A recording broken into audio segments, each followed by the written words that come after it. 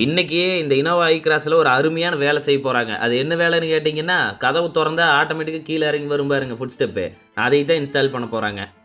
இதுதான் அந்த ஃபுல் கிட்டுங்க.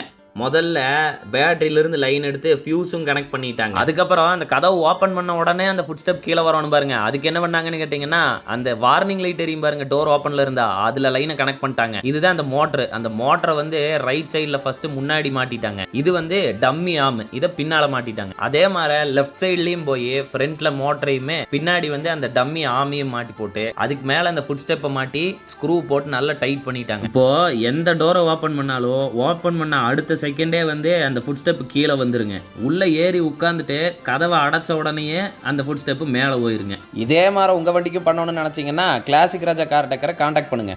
இன்னைக்கு இந்த இனோவா ஐ கிராஸ்ல ஒரு அருமையான வேலை செய்ய போறாங்க. அது என்ன வேலைன்னு கேட்டீங்கன்னா, கதவு திறந்தா ஆட்டோமேட்டிக்கா கீழே இறங்கி வரும் பாருங்க ஃபுட் ஸ்டெப்பு.